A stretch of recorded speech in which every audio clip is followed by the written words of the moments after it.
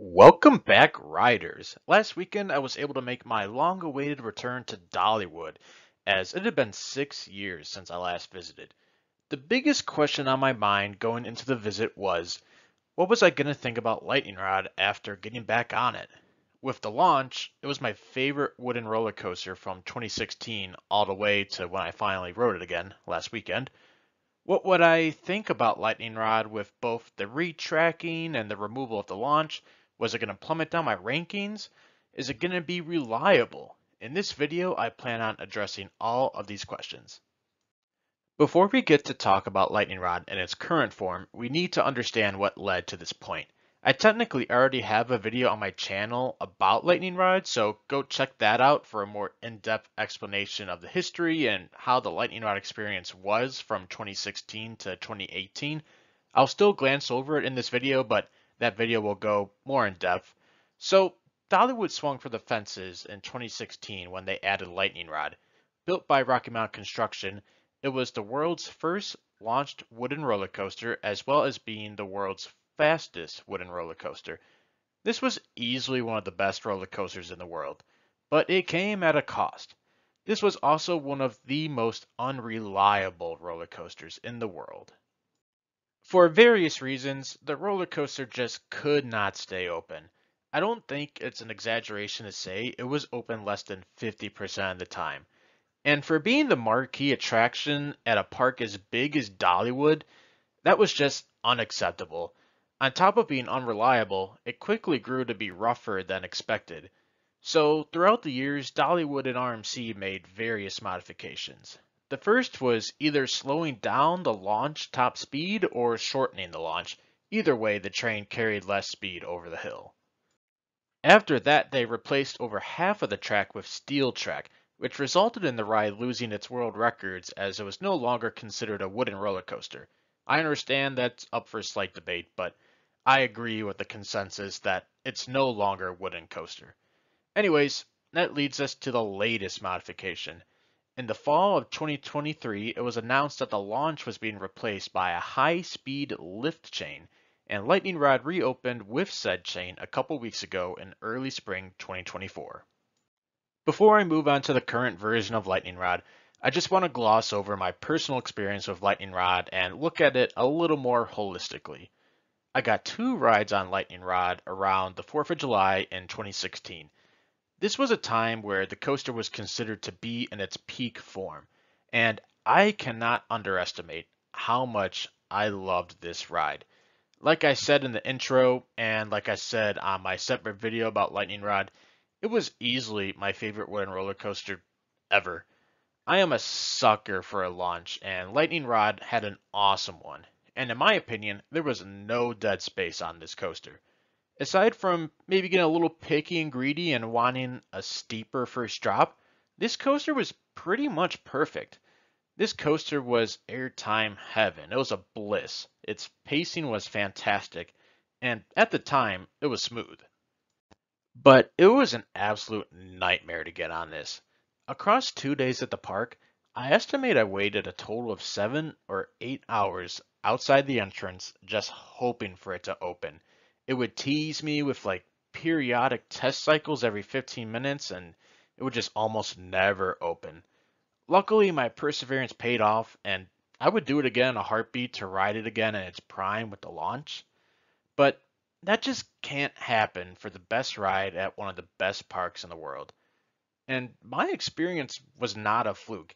This is how it was for everyone for the first few years it was open, especially in 2016. In fact, I'm actually lucky I got on it at all. I can't underestimate how many coaster enthusiasts went to the park just to not ride it at all. I also rode two more times in 2018, and it was every bit as good, but not as glossy smooth as it was in 2018. Granted, I did not consider it rough like some enthusiasts were claiming, but also at the same time, I have a higher tolerance for that, so I don't know. Considering the current status of Outlaw Run, I am pretty surprised Lightning Rod got track work before Outlaw Run. Given all this, when Dollywood announced the launch was being replaced with a high-speed lift chain, the ultimate goal for this coaster was to make it more reliable. Dollywood is one of the fastest growing parks in the country, in the world, maybe, and is already huge, like right now with the resort and everything, but it needs its best roller coaster to be open, at least 90% of the time. Alright, so with all that out of the way, what do I think of Lightning Rod in early 2024? I was able to get 10 rides on Lightning Rod last week. One ride during the day and 9 night rides during exclusive ride time hosted by Coaster Crew. Thank you again to Coaster Crew for throwing on a great event, and thank you Dollywood for your fantastic hospitality. Anyways, what I'm trying to say is that I think I got a pretty good grasp on Lightning Rod without the launch. Looking at the raw numbers, I rode Lightning Rod 4 times across 4 days at the park across 2016 and 2018. In 2024, I rode Lightning Rod 10 times in one day. Granted, 9 of them were without a line, but still, I think that is a testament to the newfound reliability. From what I could tell checking the app periodically and talking to others, Lightning Rod had no downtime that day. And from what I heard online, Lightning Rod hasn't really had any issues since it reopened with the high-speed lift chain. Something else of note, Lightning Rod often only ran one train when it had the launch. Not only was Lightning Rod running 2 trains the day I was there, it was running like absolute clockwork, a well-oiled machine. They were rolling trains more often than not. Think about that for a second. Rolling trains on an RMC iBox or wooden coaster is pretty hard, but Dollywood was doing it with relative ease all day. I was shocked how often I was seeing trains on the lift hill when I was walking throughout the park. So, on top of being more reliable, the capacity has increased a great amount. Obviously, the coaster has only been open a few weeks, but so far, I think Dollywood and all of its guests have to be thrilled with how reliable and accessible Lightning Rod has been with the chain lift. So now onto the ride experience itself. Now remember it's been 6 years since I did Lightning Rod, so my memory is a little faded, but I'll try my best to compare old versus new. Yes, the launch was better. Yes, I missed the launch. Every single ride, I was ready to start accelerating at the bottom of the hill, only to gradually engage with the lift. The chain lift did not replace the rush of the launch for me. Off ride, it doesn't really look fast at all, but to give it credit, on ride, you're going up there pretty quickly. It doesn't feel close to the launch or, other fast lift hills like Skyrush, but I think you will be a little surprised at how much speed you carry on ride. Now, the layout of Lightning Rod is exactly the same. Aside from some of the track now being steel instead of wood, I will say I could definitely feel and hear the difference between the wood sections and steel sections. In particular, there was one fairly big jolt after the wave turn. That is something I don't remember experiencing. The rest of the wooden track was fine to me, not rough and overall smooth, but again, I have a higher tolerance for that. I still don't think it's anywhere near how rough Outlaw Run currently is. Lightning Rod still has fantastic airtime between the wave turn, the twist and shouts, and the airtime hills. One big question everybody had, including me, was if Lightning Rod was going to run slower as a result of losing the launch. My answer is I don't know. There were some rides where I thought it was absolutely hauling, just like 2016. But then there were some rides where I thought it took its foot off the gas a little bit. I'm talking a very small amount. Like it went from pure insanity to controlled insanity, if that makes sense. I wonder if the difference was between the 2 trains, honestly.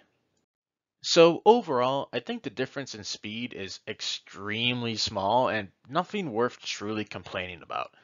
I'm also willing to give it the benefit of the doubt because it's not really broken in. It is supposedly running with new trains. The ride just opened a couple weeks ago, and it was a bit chilly the day I was there. It could very possibly be very much the same ride in terms of speed, come July, August. I personally thought Lightning Rod was going to plummet down my rankings when I got to ride it again. Lightning Rod was my number 4 going into my visit last weekend. I thought losing a launch would be a huge blow because I personally love launches. I value them a lot when ranking coasters. And I thought Lightning Rod was going to lose some speed without the launch. While I'll always miss the launch, the rest of the ride is pretty much the exact same. I think I'm going to slide in Lightning Rod around my number 20 spot, which out of 507 credits is still a remarkable ranking. I thought it was going to go a lot lower than that. I don't really take ride reliability into consideration when ranking coasters, but it really meant so much to be able to just experience this coaster without the stress and the excessive waiting. I can't underestimate how much of a W chain lift lightning rod is, even if it took a hit in my rankings. With that, that's all I've got for this video. Have you been on chain lift lightning rod? If you have, let me know your thoughts in the comments below, especially if you also rode it with the launch, as I would like to hear how others compare the two versions. I'd also love to hear in the comments if you consider lightning rod 1, 2, or 3 credits.